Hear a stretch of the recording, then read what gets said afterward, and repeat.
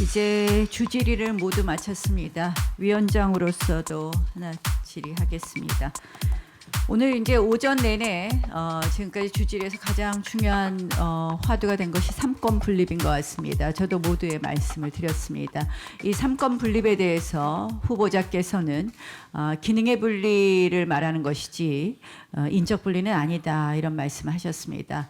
맞습니다. 법을 물리적으로 해석하면 그 말씀이 틀리지는 않지만 저는 총리 후보자께서 그 말씀을 하시는데 매우 안타깝다 이런 말씀을 드리지 않을 수 없습니다. 이것을 여당 의원들이 그런 논리를 주장하실 수 있습니다. 그러나 총리 후보자시라면 적어도 대한민국의 바람직한 대한민국의 모습, 헌법의 정신, 헌법의 가치 이런 본질적인 부분을 고민하는 답을 하셔야 되지 않았을까 하는 생각을 합니다. 우리가 늘 삼권 분립을 말합니다. 몽테스키에가 법의 정신에서 말을 할 때 그 핵심은 뭡니까? 모든 권력은 남용될 수 있기 때문에 그 권력을 서로 제한할 수 있는 이런 삼권 분립을 만들어야 된다 이렇게 되어 있습니다. 결국 우리 대한민국에서는 어쩔 수 없이 이 제왕적 대통령제 때문에 이 입법부가 행정부를 과연 제대로 견제하느냐에 대해서 많은 국민들이 의심을 갖고 있습니다. 여당은 소위 청와대의 출장소라는 그런 의심을 갖고 야당은 지나친 발목 잡기라는 그런 의심을 갖고 있습니다. 그런데 의회의 위상이 높아지기 위해서는 우리 스스로 여당, 야당의 자세도 바뀌어야 되겠지만 의회라는 이 의회의 이가 해야 될 그런 역할의 의미에서 저는 국회의장이었던 분이 국무총리를 가시는 것은 굉장히 입법부의 기본적인 위상을 떨어뜨릴 수 있다고 생각을 합니다. 그래서 후보자께서 이것을 인적 분리, 기능적 분리 하시면서 하시는 말씀은 너무 후보자의 그릇에 비해서 작은 말씀 아니었나 이런 부분을 지적드리면서 저는 후보자의 진정성을 믿습니다. 후보자께서 의장을 그만두시고 총리 가시기 위해서 뭐 의장 때 총리 뒤를 생각하고 뭐 그렇게 의장으로서 편파적으로 하려고 하시지 않았다 이렇게 믿고 싶습니다. 또한 의장을 마치고 총리를 가기 위해서 노력하신 것이 아니라 정말 여당 내에서 총선을 앞두고 모든 총선 구도를 짜다 보니 지금 총리 후보자는 필요하고 결국은 고사하다 그 자리에 오신 거 잘 알고 있습니다. 그러나 적어도 이러한 선례는 앞으로 의장에 오르신 분이 내 다음 자리 총리가 될 수 있어 하는 그런 생각을 갖고 부당하게 의장으로서의 본래의 직분에 맞지 않게 하실 수 있기 때문에 저희로서는 이것은 나쁜 선례라고 지적을 하는 것입니다.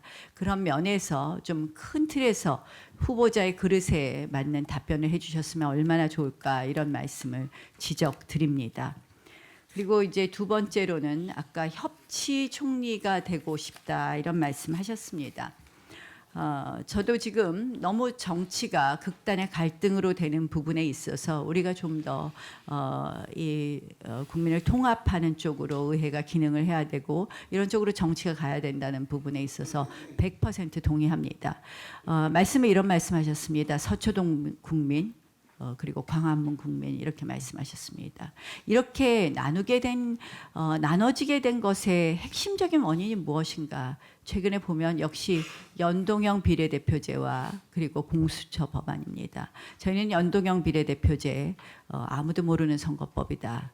공수처 결국 대통령 측근들의 비리는 영원히 덮어둘 수 있는 공수처다 이렇게 이야기하고 있습니다. 그런데 그 과정이 너무나 이 의회 민주주의를 파괴하는 형식으로 진행이 되었습니다. 결국은 합의 통과되지 못했고 의회의 새로운 역사를 쓰면서 의회에 있어서는 안 될 뭐 불법 사보임이라든지 긴급 안건 조정위원회 기간을 갖다 90일을 무시했다든지 이러한 절차를 거쳐서 이것이 가결되었습니다.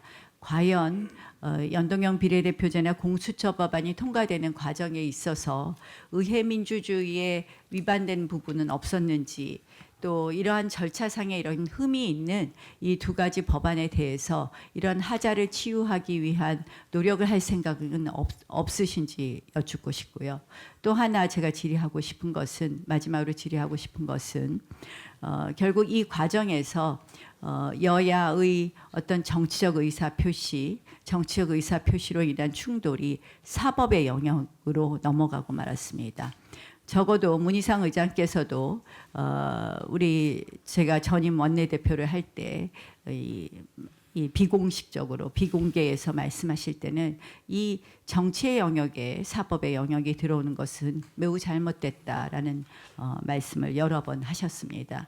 저는 이러한 부분에 대해서 정치라는 것이 서로 충돌하고 의견이 다를 때 갈등을 하지만 결국 정치의 영역에서 풀어야 되는데 이것이 사법의 영역으로 간 것도 매우 유감스럽다고 생각을 합니다.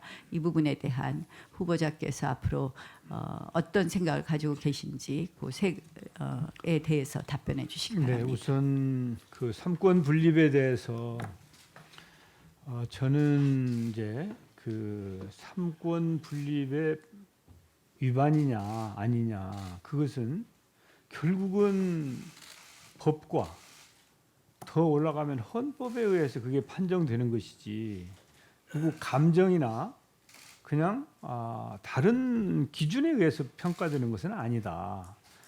그래서 이제 위원장께서도 그런 말씀을 하셨잖아요. 입법부의 위상에 문제가 있다. 그 위상에 대해서는 제가 그럴 수 있겠다.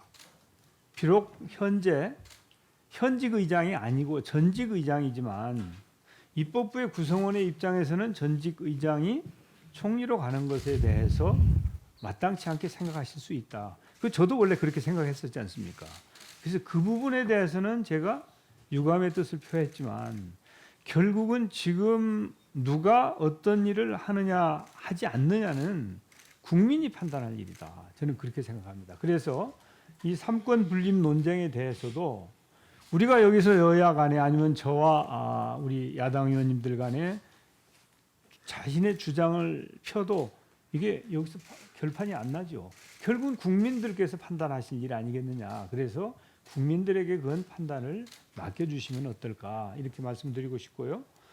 그 다음에 이제 연동형 비례 선거법하고 공수처법 사실은 이런 중요한 법들이 여야 합의에 의해서 처리되는 것이 최선이죠.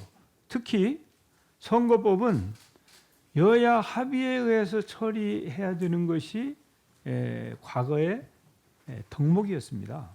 그런데 이제 또 다른 한편으로 생각하면 선거가 지금 바로 눈앞에 다가왔는데 원래 1년 전에 선거법은 확정하라는 거거든요.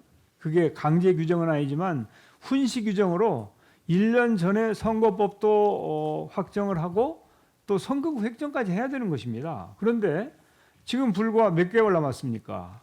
그렇기 때문에 이런 상황이 벌어진 것 아닌가 하는 안타까운 생각을 갖습니다. 공수처에 관해서는 원래 제가 20여 년 전부터 공수처를 해야 된다고 주장을 하던 사람입니다. 그러나 그것은 저의 개인적인 생각이고 아무튼 현재 이 자리에서 혹시라도 저의 답변이 여야 의원님들의 어느 일방을 좀 취하는 것 같은 입장을 취하는 것 같은 것은 가능하면 제가 피하는 게 좋지 않을까 그런 생각에서 선거법이나 공수처에 대해서는 더 깊은 말씀은 제가 드리지 않는 것이 옳지 않나 이렇게 생각이 되고요. 이제 그 선거법을 처리하는 과정에서 선진화법 때문에 사실은 입법부가 참으로 수용하기 어려운 상황에 지금 처해 있습니다. 너무 안타깝고 답답한 심정입니다. 다행히 지금 민생 법안은 먼저 처리하겠다고 여야가 합의를 했다고 말씀을 들었습니다. 거기에서 좀 더 나아가서 좀 더 많은 문제에 대해서 현안들에 대해서 그리고 중요한 문제에 대해서 여야가 머리를 맞대고 지혜를 모아서 좀 국민들 걱정 좀 덜 시켜드리면 어떨까. 여야가 오순도순 타협하고 대화하고 해서 합의해서 어떤 결론에 도달하면 국민들께서는 박수 칠 것입니다. 그리고 편안해 하실 겁니다. 그러면 더 이상 광화문에 나오실 필요도 없고 서초동에 나오실 필요도 없고요. 여의도에 나오실 필요도 없는 그런 날을 빨리 만드는 것이 우리 정치권의 책무라고 생각합니다. 그런 점에 대해서 좀 위원님들께서 잘 판단해 주셨으면 하는 바람입니다. 총리 후보자의 답변이 추상적이시고 실질적으로 여야 정치권에만 책임을 넘기셨는데요.